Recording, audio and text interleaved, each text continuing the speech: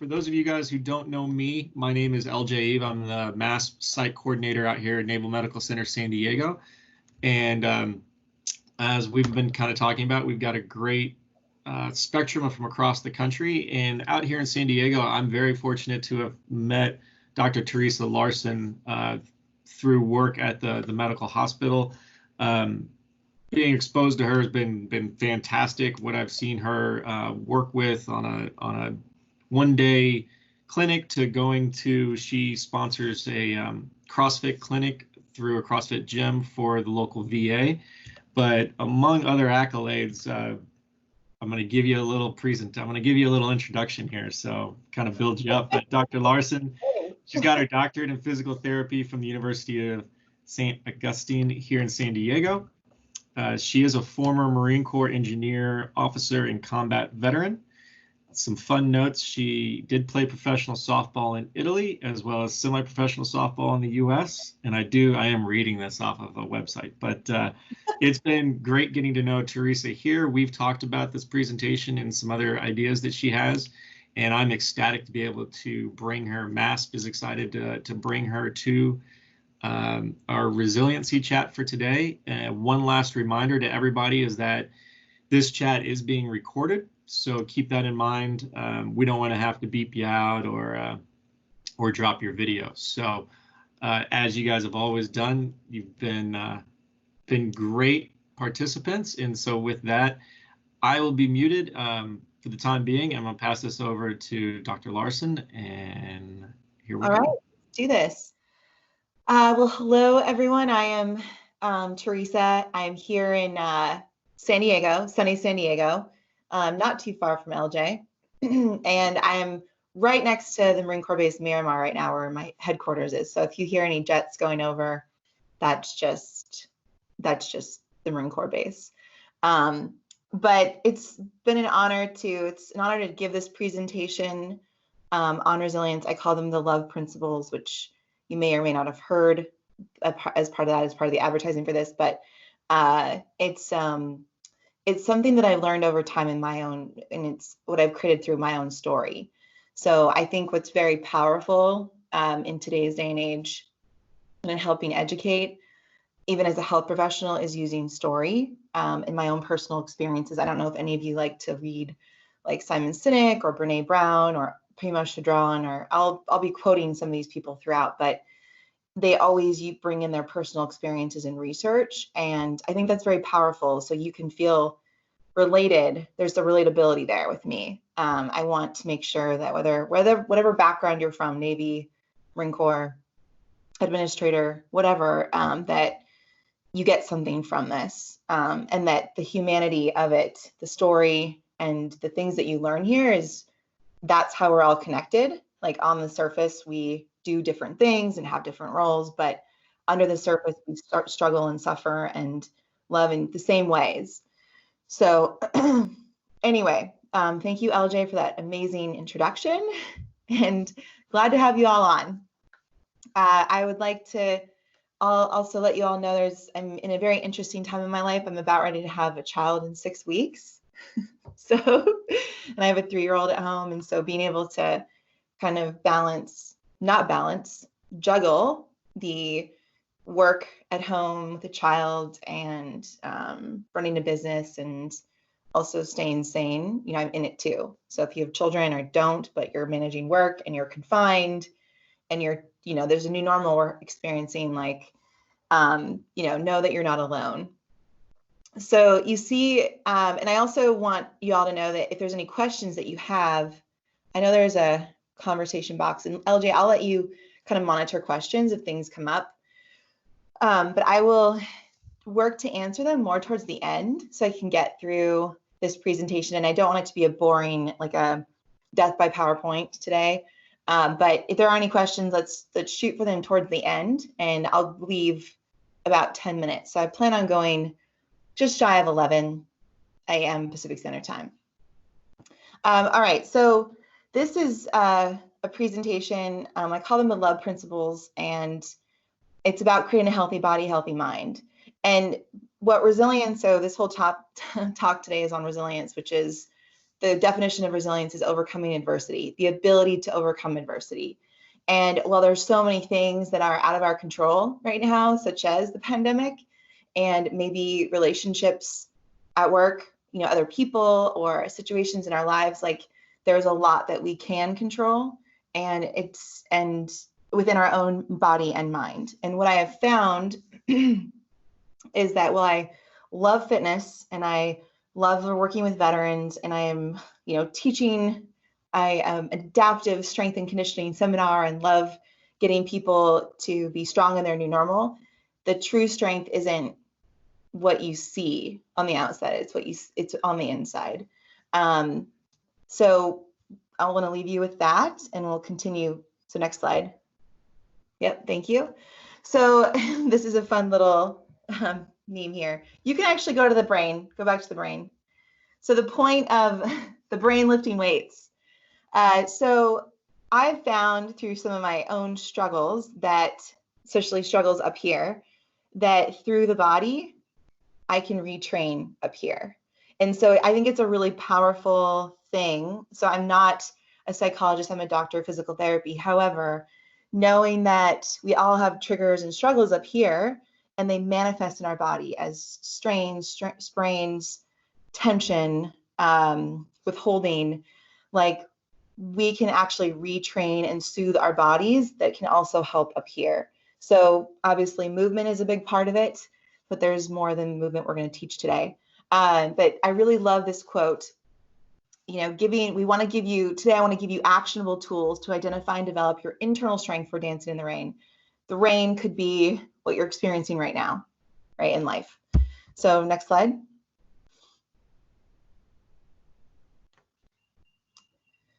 All right, so you got a little bit about my career. I am movement specialist, former Marine. Let's go to the next slide. We don't have to spend too much time there.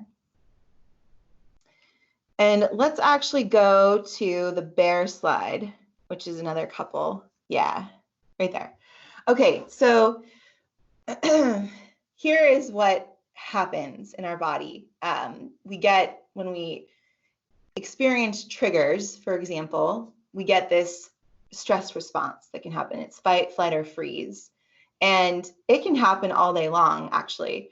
So if you go to this is obviously, if you see this coming at you, yeah, that's going to happen. But then go to the next slide, LJ. This is typically what's going on with us, right? So we don't have a bear coming at us all day long. It's this stuff like notifications. And now probably at home more than ever, you're checking your email more, you're checking your text messages more, you're looking at social media.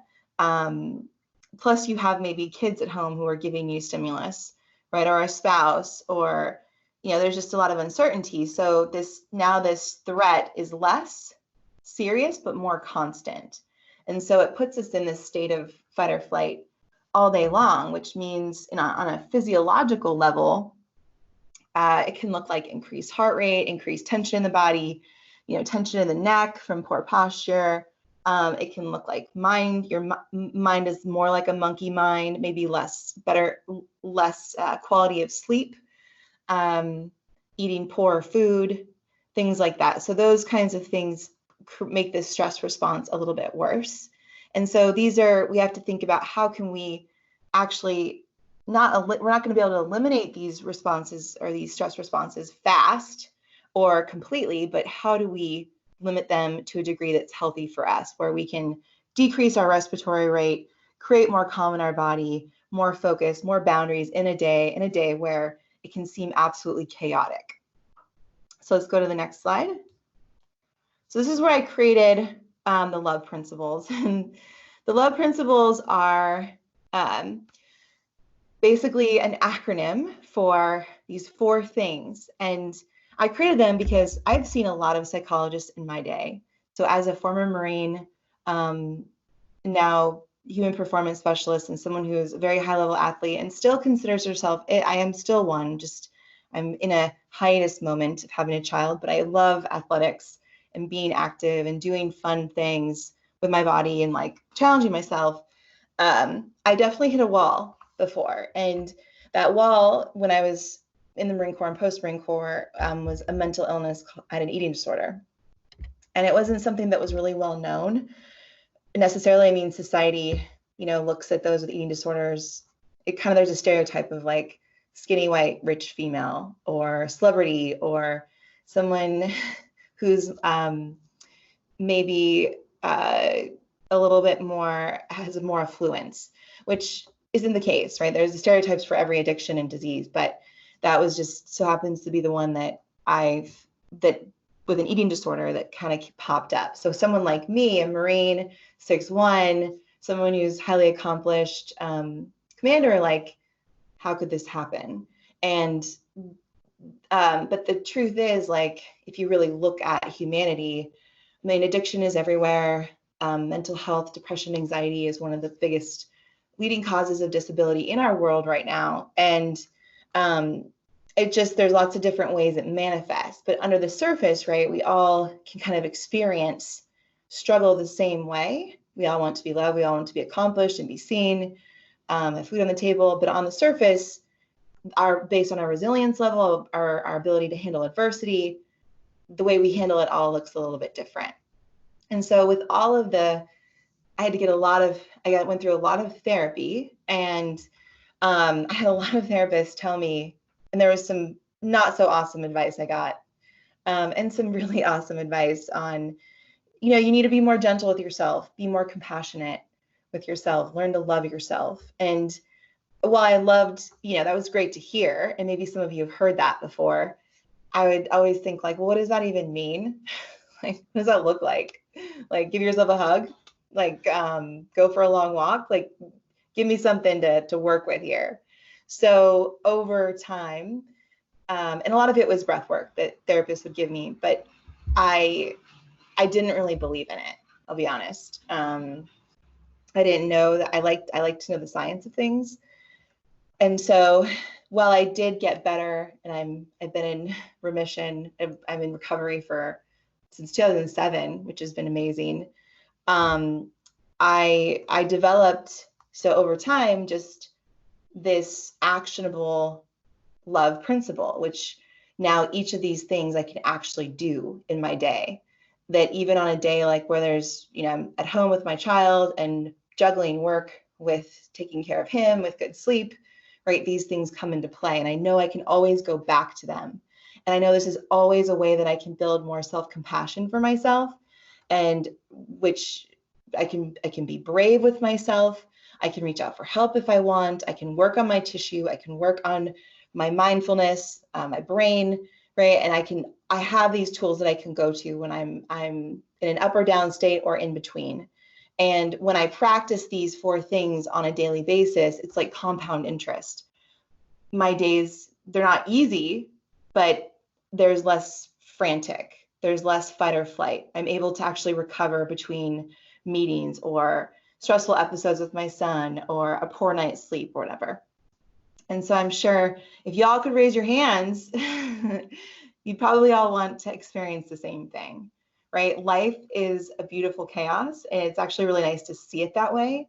And so how are you juggling that in your own brain and in your own body? And it'd be nice to feel more like fluid than like frantic. Okay, next slide.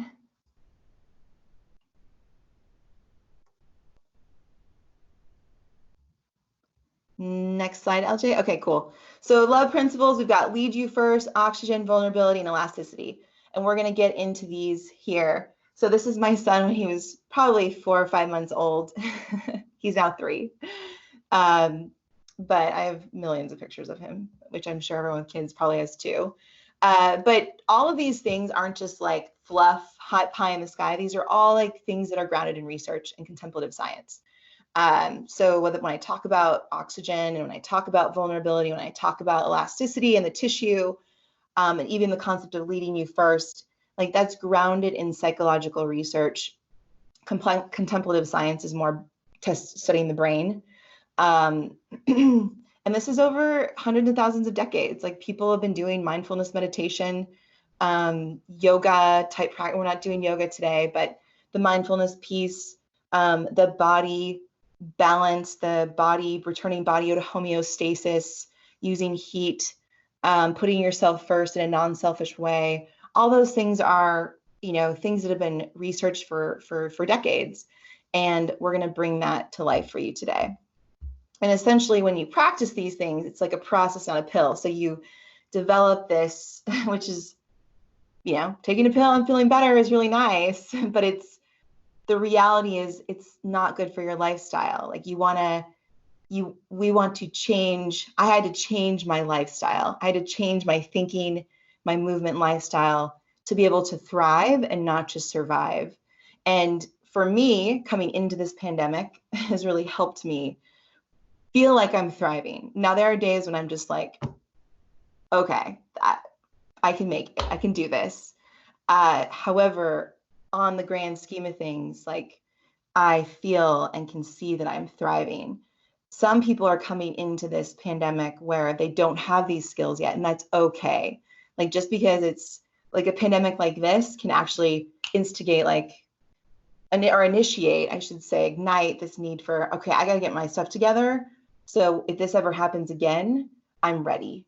And that's what we're getting you. That's what we're going to be helping you with today. Okay, so next slide. And you can go down to the next one, LJ. Okay, so just a little bit about my story, because I told you this is, I created this based on my own struggle, and this was before I even became a PT. I was the fitness expert, the movement expert in my platoon. The guys looked at me for health and nutrition advice, which at the time was mostly based on like the supplements I was using, or the fitness competition I was training for, and the dieting I was doing, which were more unhealthy behaviors. However, this concept of, I was like really, really good. And in the background here is my brother. So I'm 6'1". You can imagine how big they are. I'm in a family of giants. But I was really good at taking care of other people.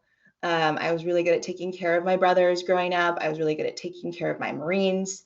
I was really good at taking care of my team when I was on my softball team in college and professionally. But I was really bad at taking care of myself. Like I always put myself last. And you probably hear that a lot if you're a mother or parents. Like it's so easy to put the little people who are very needy in front of yourself. However, to really thrive for them, like you do have to put yourself first it's not a selfish thing. And what I found is by doing that, so that, for example, like getting up a little early to do some breath work and journal outside where I have some alone time, looking at my day, looking at the work I'm doing, how I spend my time, like really actually looking at those things and saying, how do I want to spend my time? How do I want to be with this? How do I want to be in the world with these relationships, with my brothers, with my Marines? I want to be able to thrive for them. And to be able to do that, I need to, eat a little bit better. I need to take a little bit more time for myself to regroup and recover. And so, unfortunately, as a Marine officer, on the outside, I looked like I did really well. On my fit reps, did really well. But on the inside, I was really struggling. And so what happened was when I was in Iraq, I was deployed to Fallujah during OEF3, and I was working with female insurgents out there, as well as running engineering missions for the Army and 1st Recon Marines, and doing things a lot that were it was in 2005 before women were really acknowledged about being in combat. So putting myself out there and wanting to be working with my Marines and not just staying behind the wire, so to speak, where a lot of my female colleagues were forced to. I wanted to be where my Marines were. And in a sense, that was looked down upon by other units, but my unit, thankfully, and the leaders in my unit did not look down upon that. But I got into a point where my eating disorder was taking over my life and taking over my decision making and taking over my ability to be 100%. So was it limiting my sleep, limiting my decision making? If you can imagine, if anyone's ever had an addiction or an illness where you want to be at 100%, but you realize you're only at 50 or 60%. And running combat missions was like is this even fair to my Marines? I didn't really think about that too much. It was my father, who I was very close with, who made me think about those things and made me realize that I mattered as a human. Like, my Marines did matter, yes, but I also mattered to many people, because there is this kind of this mindset of, I'm an officer, screw it, like, who cares if I live or die? Like, I need to take care of these guys and ladies, and whatever happens here, it's my life doesn't matter as much. Like, that's the way I felt at the time. And I put this quote in here, and I'm going to get to this next slide in a second, but in the first time in my life, I actually asked for help. And I love the book, Thank You for Your Service by David Finkel. And I actually put this in my book, that one of the first quotes in my book. It takes the courage and strength of a warrior to ask for help. And I truly, at the time when I did ask for help, I thought it was such a weakness. Like, weak people ask for help.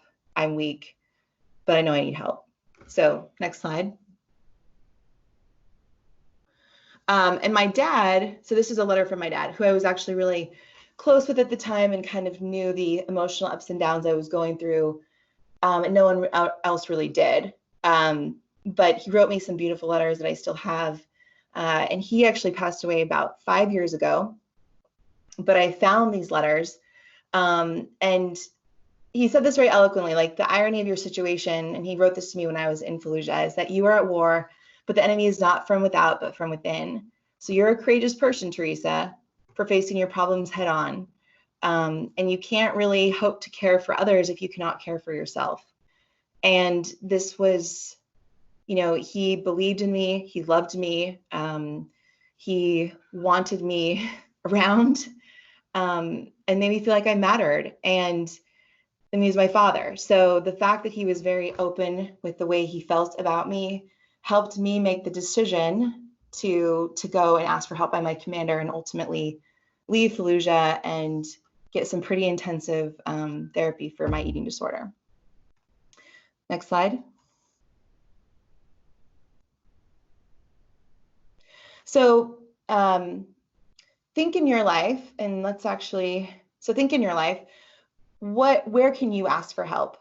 That was a time, a pretty intense time in my life that actually really transformed and made, it created change in my life. Like, I had to completely pivot my career at that point. Being medevaced for an eating disorder, there was so much there, embarrassment, feeling like I let my Marines down, finally taking ownership of my own health, but feeling there was just so much that I was dealing with. And that asking for help moment, though, for me, when I look back on it, and this is years later, was one of the most powerful moments in my life, where I finally, instead of putting what everyone else wanted for me first, myself, and said, what do I want? I need help. Even though I couldn't admit that I needed to save my own life, I slowly came around to the fact that I actually took ownership of my health for once led me in a direction of what a career path, a way of loving myself, a way of being in the world that was so much more powerful. And so what I want you to think about right now in your own life is, where can, maybe you don't have such a extreme story, maybe you do, but where can you ask for help? Where are there things, maybe there's little addictions, or you're struggling with anxiety or depression, or you have injuries that pop up and you feel like you just are dealing with it, but you know it's there, you know it's affecting your focus, you know if it's affecting your mind space, you know it's affecting your body and maybe your relationships. Where can you ask for help? So think about that for a moment before we move on to the next principle. And take a drink of water if you need to, or this is a no-go.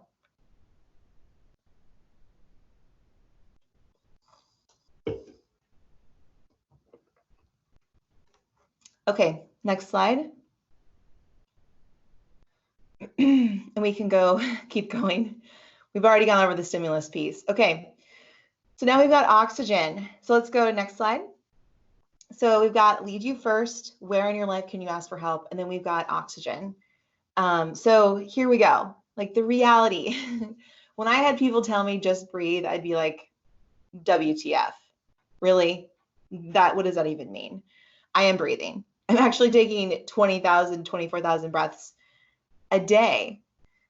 Now, as a scientist, a biomechanist, and someone who's more of a nerd about things, and have actually worked, I've chosen on the mental health side of things to work with those who are grounded in the physical science too. So like biofeedback, EMDR type therapists. And actually biofeedback is a big one because it focuses on your respiratory rate and how it's impacting your mind, and what's on your mind, how it impacts your respiratory rate, heart rate, and how you can slow, right, heart rate, respiratory rate, which ultimately gets you into that rest, digest, calmer body state. So the fact that we take 20 to 24,000 breaths a day, I think is really powerful now, because as a scientist telling you, like, you have that many chances to actually, and or less, right? If you can make your breaths even less, so we take roughly 14 to 16 breaths a minute. If you start to like slow your breathing down and make them more efficient, like what could you do in your life? Like what could you do in your body? It instantly creates less tension in your body.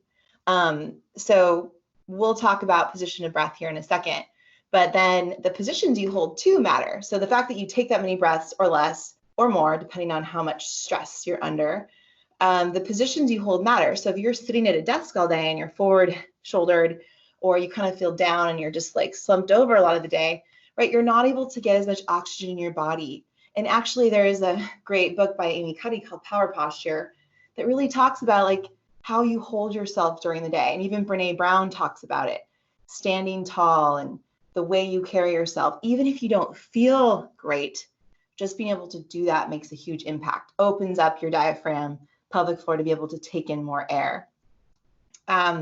And the breath is actually like a remote control between the brain and body. It is the connector. So a good friend of mine, Dr. Beliza, wrote a book called Breath of a Warrior, Breathing for Warriors, excuse me. And a great book on the science of breathing. She's also a psychologist, licensed psychologist, but talks really about like how the breath, you know, and the way you breathe is the remote control between here and here. So whatever I'm doing, whether my son is freaking out because, you know, he can't pull up his pants, or, you know, I burnt something, or I couldn't get to something for work, whatever it is, I can actually use my breath to create some calm in my body versus like tightening up and starting to freak out a little bit up here, which I'm sure you all know that feeling. And I think another very powerful thing about the breath is that it can actually decrease chronic pain by upwards of 57 to 90%, according to the research. And the reason why it's such a vast, you know, there's such a huge number difference is that the 57% is more for those who are novice breathers, and then the 90% are those who are more advanced, who've been doing it for a while. So let's go to the next slide. Okay. So here we go. Let's go ahead and just practice some breathing here. And we're going to do a specific exercise that most of you probably haven't experienced before. That's just a way that you can, we call it ground in the moment, that takes maybe 2 minutes to do or less. So let's say you're going into a transition, you're going to work after this or take care of your kids, but you feel a lot of tension in your body. So what you can do is find a quiet space. Maybe it's your car or the bathroom for a moment, right? The bathroom can also be mostly a safe place.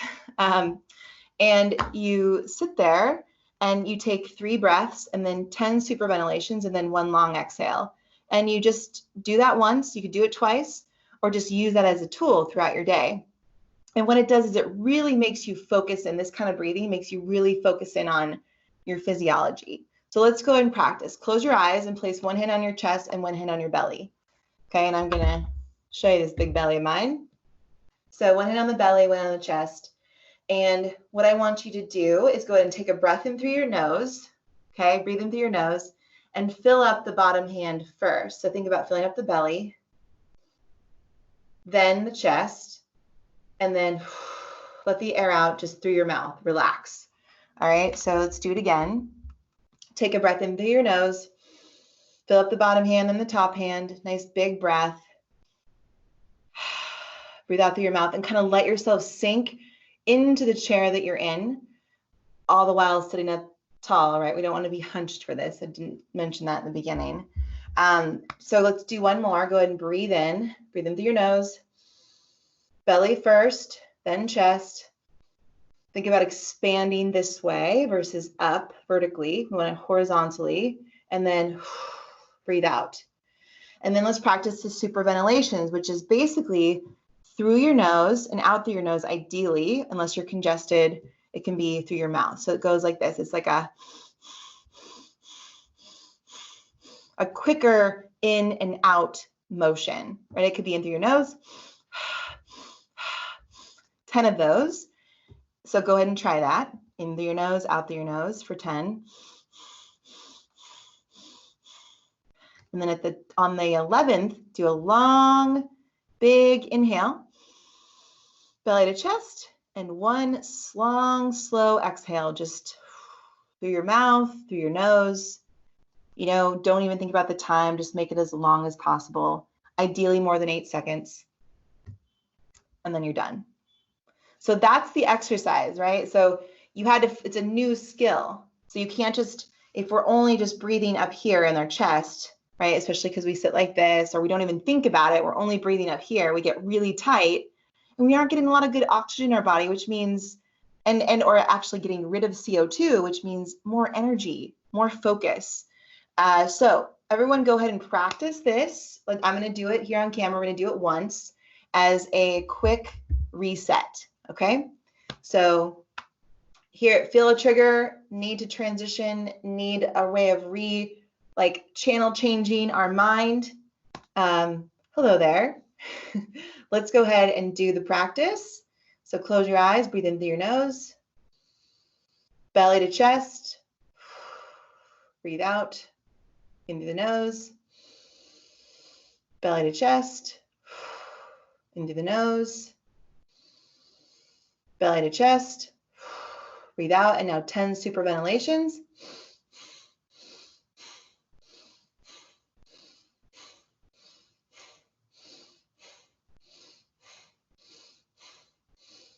One long inhale and a slow exhale.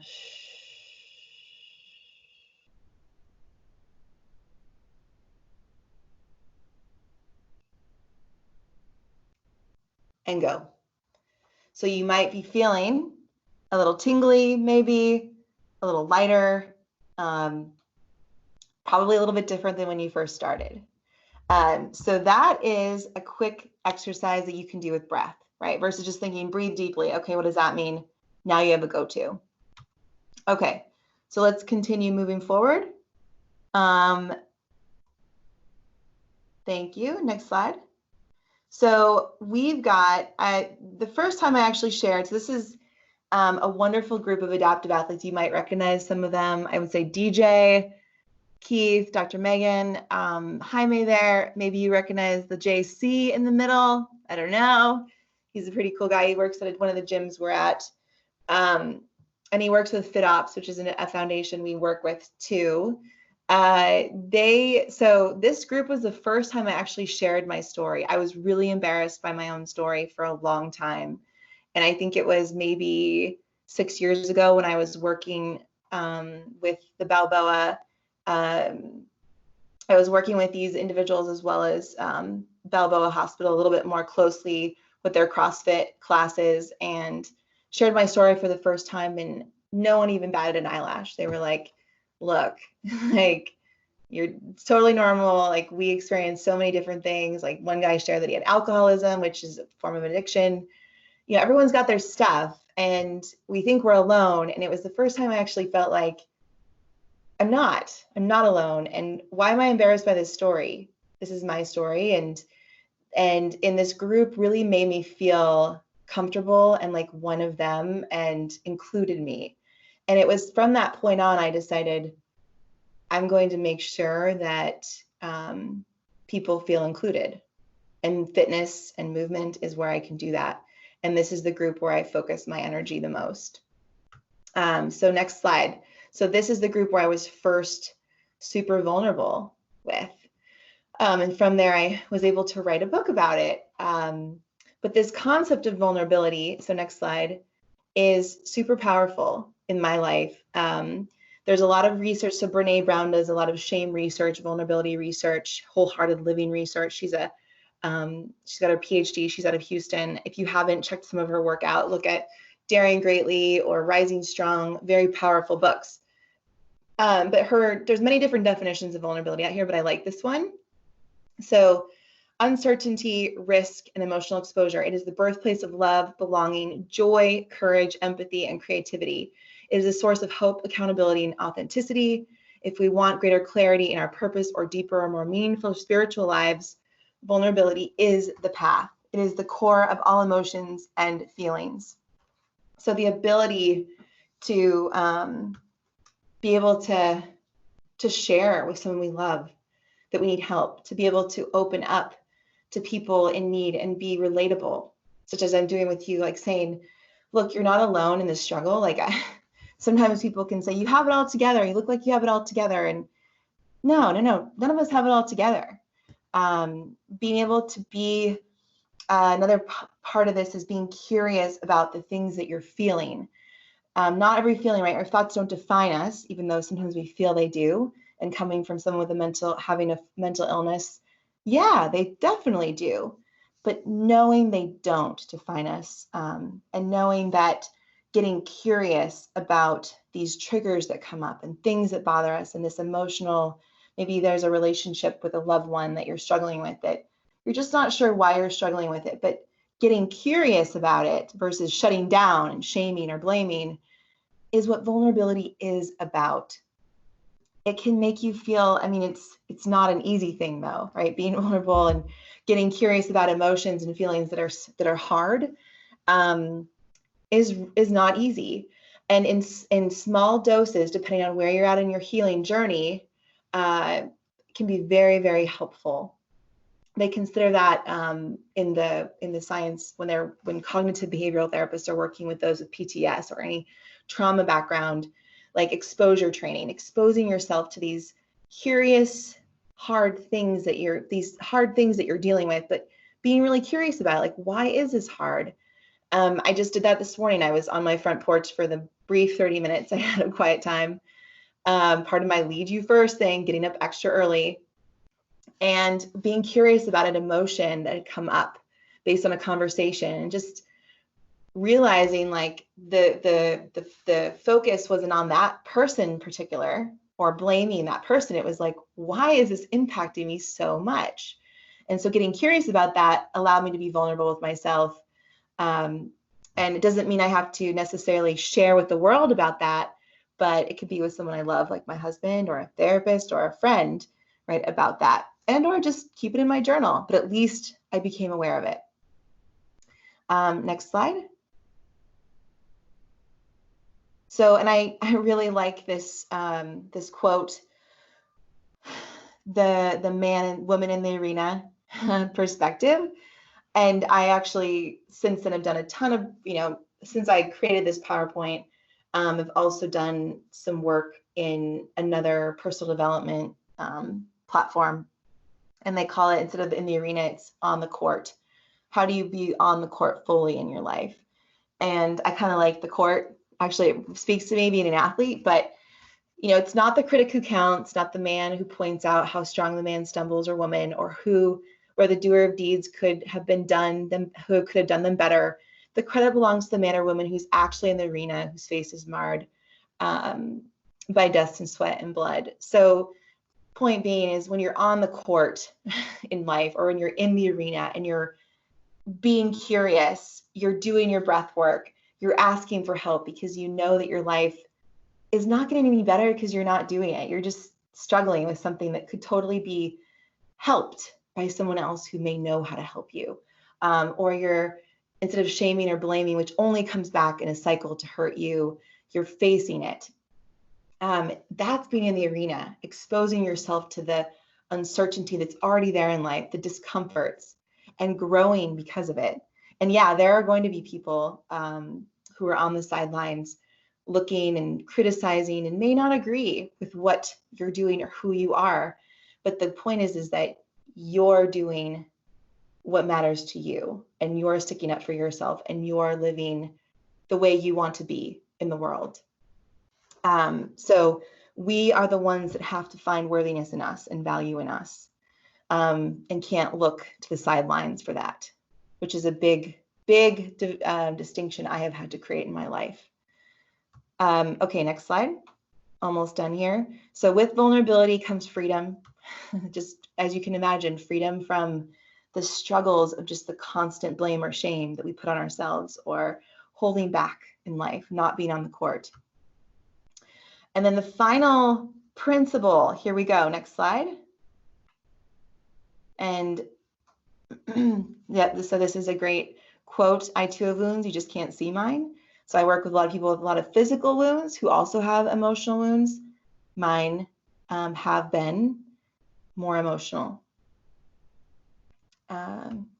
And so think about real quick where you can be more vulnerable, curious in your life right now. Be more on the court. Next slide. And again. Okay. So the last concept is elasticity. And for those of you on here who are like, oh, I have, there's elasticity in the brain. So we call it actually, so elasticity in science is, so you think about a rubber band, it's stretched.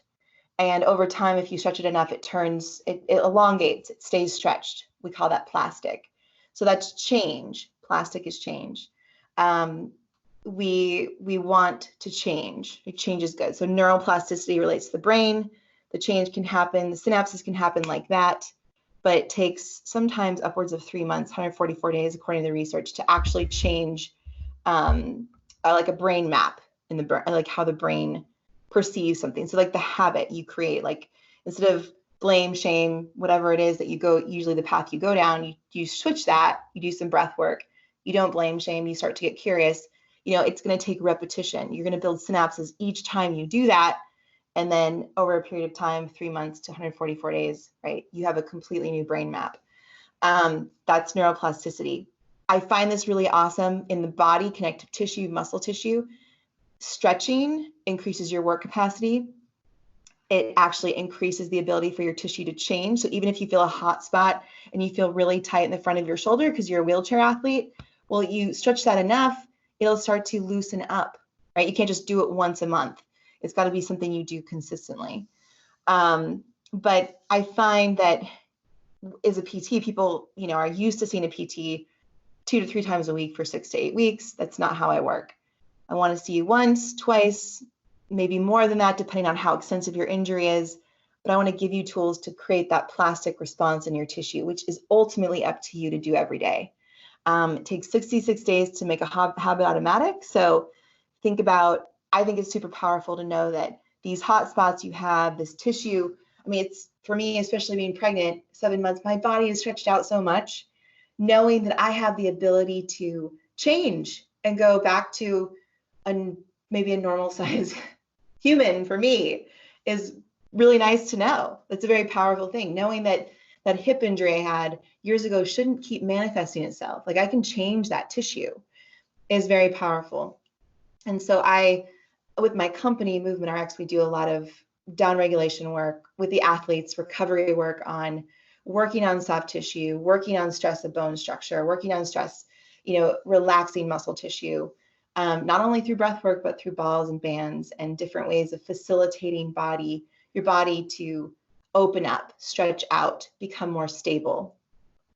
And I think it's also really powerful. This is some of the research put out by the Chopra Center, is that like 95% of our genes are penetrable. Like we can change them through lifestyle. So, okay, finishing up here. I think the last slide. This is just, there's another slide here. I want to show you, and then we can do some Q&A. Just knowing that, right, bones actually, so you break your bone, it's going to heal within 6 to 8 weeks, typically, depending on how old you are, maybe a little bit longer, but the remodeling is every 10 years. So while you can get back to, moving and doing the things you love fairly quickly after a bone break. By fairly quickly, I mean within a year. The whole remodeling process takes 10 years. Connective tissue, upwards of 12 months to change, right? So it can't just be, I'm going to stretch once a week for, 3 months. Like you got to do it until you reach the range of motion and allows your shoulder to open up the way you want it to. And the brain can change quickly, but in order for the brain map to be stronger, kind of like building a muscle, it takes months, upwards of 3 months.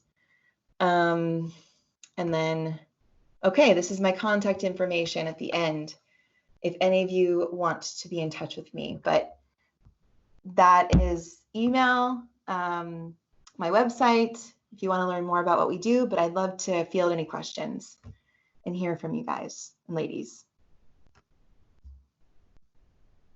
I'd put it out there to say, so with a lot of these strategies and things with dealing with the bigger issue, how do you extrapolate some of this to like the warrior game athlete in specific moments for preparation for an event like preparing for warrior games or preparing for a job interview? Or can you bring back some of this more micro? Yeah, sure. Is it the same way? So it's so being able to all of this stuff done on a daily basis, and all of it meaning just little things that you add to your day and ways of thinking and doing, provides compound interest for the athlete. So it's not like the Warrior Games is going to happen, the Warrior Trials, the Marine Corps Navy trials are going to happen, but it's what you want to do leading up to it. So on a micro level, the lead you first, like what do I need to do every day to get a good sleep and give myself alone time, right? Whether you have a family or not, like people need alone time from their work or from whatever is stressing them or pulling at them, needing them. So making sure that a warrior knows that they've got a pocket of time that they can take, whether it's 30 minutes, 20 minutes, 10 minutes to themselves each day, right? And just being able to like have some contemplative time with themselves. I mean, you all can probably guess that taking time for yourself is really nice. You feel more creative. You feel like, oh, what kind of, maybe you think of something that you want to do around the house, or you think of a vacation you want to take, or you're just not caught up in the rat race every day on the treadmill. So the lead you first is literally taking time for yourself. And where might you in your life need to ask for help because you're feeling like I'm not able to handle this on my own, or I've got an injury that's popping up, right? So instead of just thinking that injury is just going to take care of itself, like doing something about it, right? Like doing something about your injury. The O is that alone time that you have can start with 3 minutes of that oxygen practice, like getting oxygen. It doesn't have to be long at all. Like it takes 3 minutes to decrease blood cortisol levels on a daily basis just by doing simple breath work. The V, vulnerability, is just thinking in your life.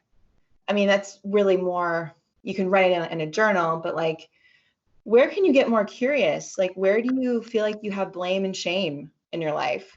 Things that kind of hold you back, right? When you're blaming, shaming yourself or others, it really does hold you back from being able to like really live a complete life. So as an athlete, right, like you're responsible for your own training, and you're the coach, right? But like you're responsible for your work output.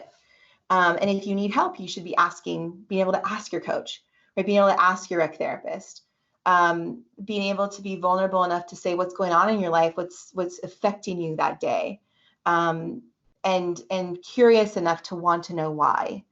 And then with elasticity, right? That's a big one for an athlete, and I think it's the one that one can bite off even an athlete, active person. I would say my warrior self, 5-10 years ago, is like doing work on my body daily. So spending time, right now it's in the evening or before, after, doing mobility on my shoulders, doing mobility on my mid back, on my hips, like making sure that I'm mobilizing that area with a ball or a stretch, or working on hot spots versus waiting for them to just like fester and not doing anything about it, and then going to a competition and being like, Well, now I have a hip injury and I just did 3 sports in a day and I'm already like beat, right? So it's preparing yourself, learning how to recover well is where the elasticity comes in.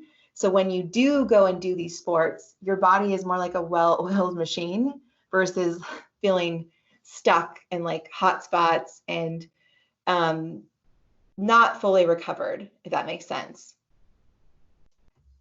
Actually, I really love how you're focused on vulnerability, and I think that probably resonates with a lot of service members and everybody, all of us, who maybe aren't so good with that.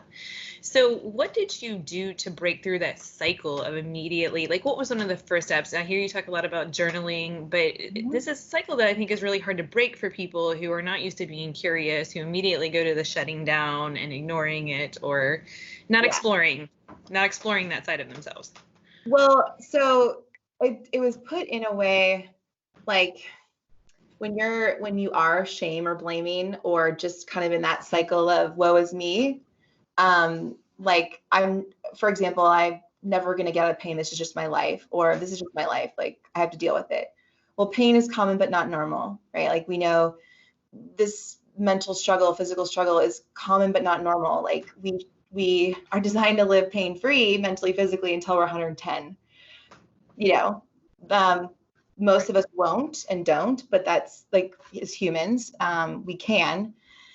And so what did it for me was when I had to take a step back, right? Taking that time for myself.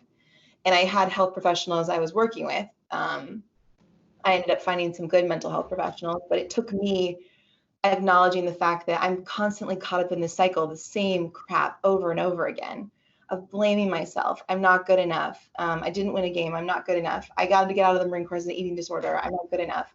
I didn't win that client. I'm not good enough. And so when you become aware of these things that pop up, right? Mm-hmm. And that you start the blaming that can happen in that, and it takes you away from wanting to be on the court. Because when you have a loss like that or a shaming episode, it makes you want to say no, like I'm not good enough. Right. And then you don't practice for your sport. You don't engage in a sport that you like. You don't ask for help. You don't hang out with the friend anymore because you're scared of talking to them, or you don't engage in an experience that could still be really good for you. So I think it was when I finally started to take time for myself and like really look at my behaviors, and I was like, this is like taking me away from enjoying my life. Right. And what do I want? Like reading books and working with professionals and asking for help and being completely vulnerable with them has allowed me to look at like, it takes a long time for some of these, like to become an amazing athlete. Like it takes work and daily work. I can't just expect that I'm going to show up and be amazing. Right. Or if I, as a Marine, just because I had to get out because of an eating disorder I was fully on the court asking for help, right? That it was living. Right. It wasn't not living. And but here I am shaming myself. So being aware of the fact that like, I finally became aware of, I was taking ownership of my life. And while others may not have looked at it that way, or might have looked at it as maybe they perceived it as a weakness, what mattered is that I was finally taking ownership. Right. But it wasn't until I slowed down and took time for myself to become aware of these patterns that were getting in the way of living a wholehearted life. Because I don't want to blame myself. Like, I don't want to miss out on a partnership and feel like a crappy about it. I just want to move on and say, okay, next. Right. And so it made me aware. And so I think in the military culture, you're on a treadmill. I mean, even if you think about society, we're on a treadmill. And just now in this pandemic, are people like, I have to slow down, the world's quieter. Yeah. And so it's a great time to really take a look at yourself and your habits and the way you think. I mean, I've gotten way more curious during this pandemic about stuff, and it's gotten real uncomfortable for me. Yeah. But I'm also like, these are breakthroughs for me, right? These are breakthroughs in my life that will impact me for the rest of my life if I can stay curious and work through them versus like No, not thinking about that today. It's too hard. Right. No, I love it. I love it. I actually think it's quite courageous, as I'm sure most people who are listening would attest to face all of that. And I love how you put it, get curious. Yeah. That is just such a simple statement, but it's just the best way to put it. Absolutely. Well, it's, and so, but the being alone with yourself and being quiet, really, I mean, I love Susan, I forget her name, who wrote the book Quiet, but it really does impact whether you're an extrovert or introvert, like taking time for yourself, because you get to know yourself and you start to like things. I mean, people, gosh, I have family members who are like, I don't want to think about that. It's too hard. Like, I'm just going to keep busy. And you know that one day it's just going to come back. Like one day, and I know that for myself, like my eating disorder, the thoughts still come back and I still have to like get curious as to why and what was happening around the situation, why they came back. But it really has opened up my eyes to also being able to forgive. So realizing like, okay, that person was really nuts on that conversation. Right. Right. But I'm going to give them the benefit of the doubt. They're doing the best they can with the resources they have and forgive. And that's hard. Yeah. And so, and granted, it's taken me a while, right, to get there, but it is the way I want to live. And so by being quiet and like doing breath work has allowed me to like really tap into, I mean, even my company has been created because of what has been best for my lifestyle and me, my family. And it's been getting curious about, why do I feel so burnt out all the time? Right. As a health professional. And now I don't feel that way anymore. And that's just because I got curious about and took some time for myself to really figure it out. I have a question. It kind of goes back to how you were talking about how you would feel like you were the one at fault. It was your failure which led to so many other issues.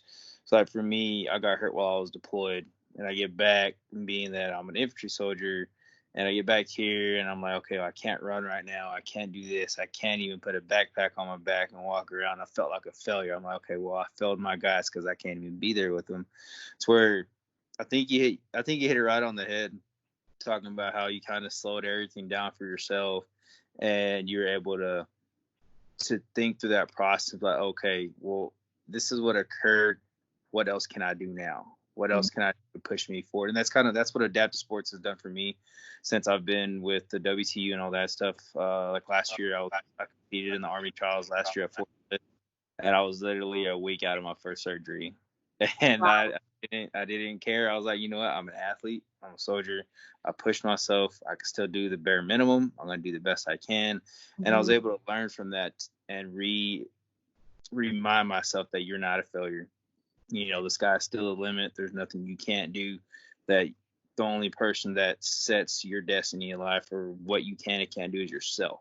Yes. And I was able to progress that and actually embed that into other soldiers here that are going through transition, to where, back to how like Kelly was talking about, if you have something like as far as a reading thing goes or anything like that, that'd be great. I could, if it with you, of course, I'd be able to nitpick your brain off of your writing and kind of embed that to other people who may feel the same way I did, or may sit here and be like, you know what, no, I don't feel like doing adaptive sports. I'm not getting anything out of it. There's this, which, like I said, in my opinion, I think that's the wrong answer, because there's an adaptive sport that will help you and it'll help you push yourself and get you out of that hole of feeling however you may be feeling.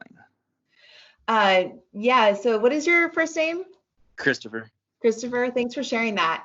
Yeah, I will for sure be sharing the reading list. And I was going to say, you really were able, it seems like you're really able to come around to this concept. I like to use them as distinctions, just as like fact versus story. Like the fact is you got injured, right?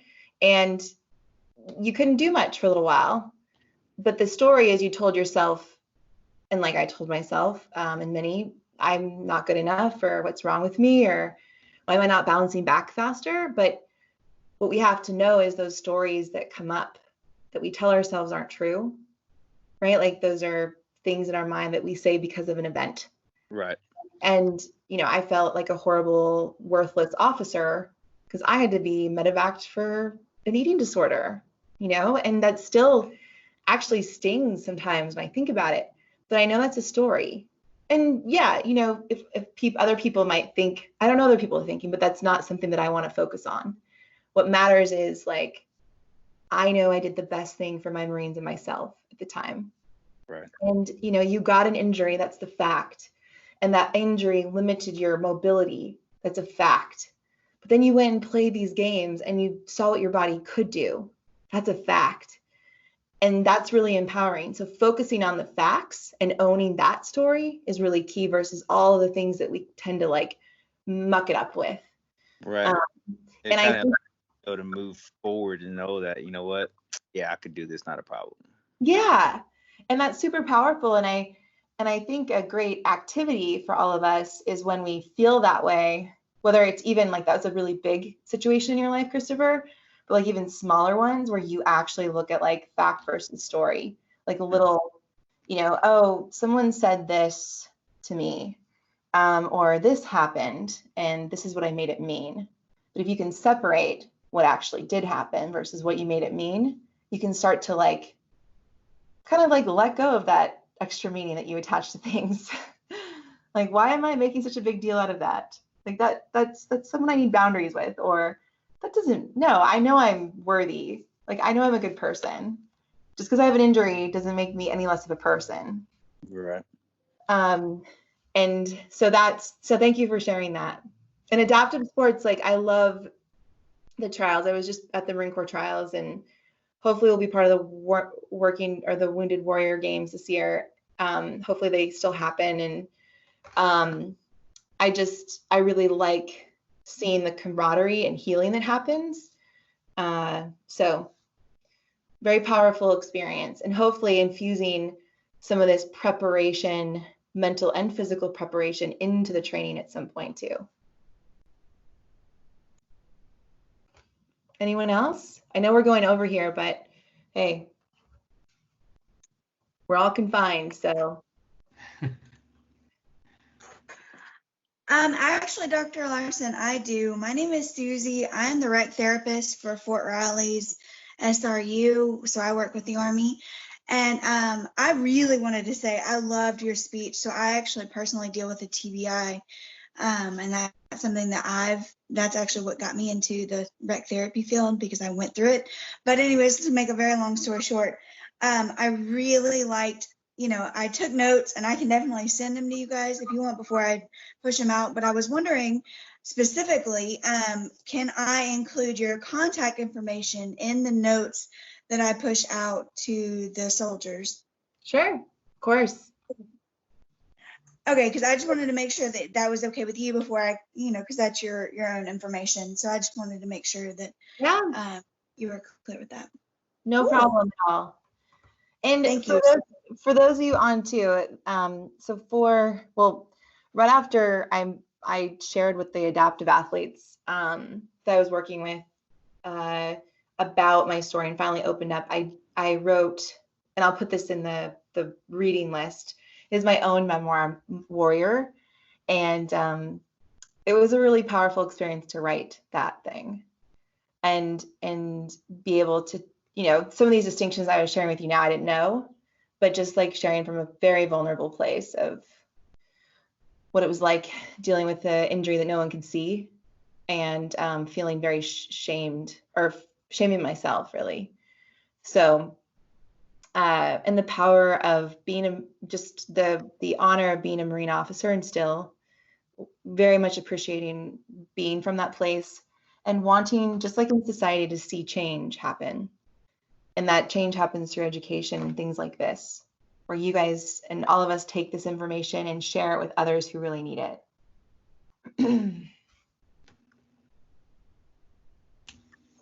Teresa, any notes or any adaptations for this on the grander scheme, as like not only the recovering service members but our friends and family are going through something like the COVID quarantine, with staying upbeat and applying the love principles to everyday life now? Well, yeah, so this is I think the story that I shared is very relatable to warriors and those work with warriors. However, this goes for anyone. It's grounded in science, and everyone can benefit from it. So one of the best ways to like really take it on in your life is to enroll others into it. So, it doesn't mean like you have to go lecture your family on it, but showing them that the oxygen trigger practice of just doing a little bit of breath work.